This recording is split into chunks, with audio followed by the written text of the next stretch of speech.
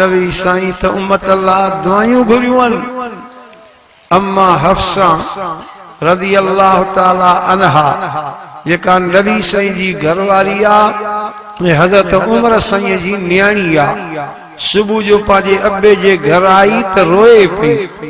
हज़रत उमर साईं पुछा कसम मां न्याणी छो रोईंदी पईया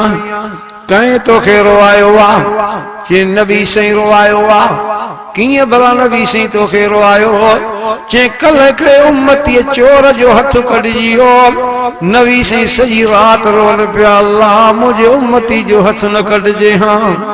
अल्लाह मुझे उम्मती नी चोर के दुख न अचे हाँ अल्लाह मुझी उम्मत के माफ कजा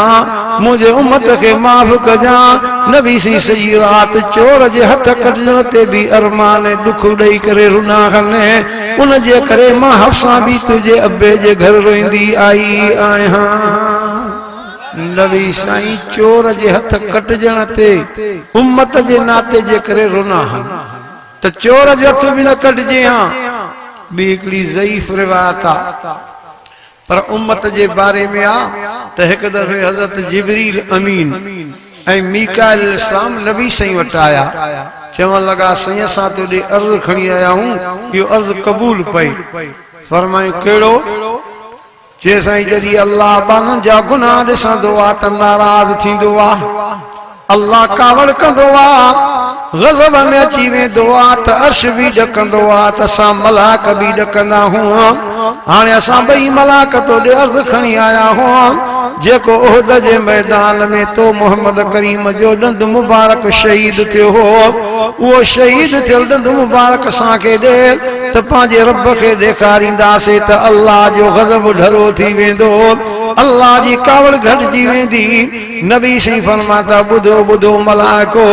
हे ॾंद मुबारक शहीद मां मोहम्मद इन लाइ रखियो आहे त क़यामत ॾींहुं अल्लाह मुंहिंजे उम्मत ते कावड़ कंदो मां मोहम्मद इहो ॾंद मुबारक रब खे ॾेखारे पंहिंजे उम्मत तां कावड़ माफ़ कराईंदुसि तॾहिं क़ुरान भी चवंदो वमा अरसलनाका इल्ला रहमतल लिल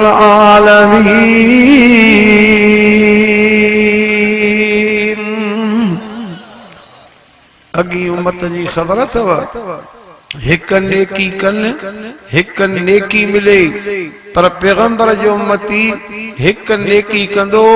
मन जा बिल हसनते फलहु अशरम सालिहा अल्लाह उन जे लाइ 10 नेकियूं लिखाईंदो वाह अजे अवां जो हिकु जलसो न थव क़ुरान जे फैसले जे मुताबिक तां जे लाइ 10 जलसा लिखजी विया अथव हेरी सारी देर ताईं वेठा हो एॾो वक़्तु भी लिखजी वियो अथव अल्लाह वाह हिन उम्मत सां नबी साईं जे करे वॾियूं महिरबानियूं कयूं थी ओ गणे त गणे भी न सघे तां असांजा वक़्त भला उहो नबी साईं मिलियो जेको सभई चओ त रहमत वारो आहे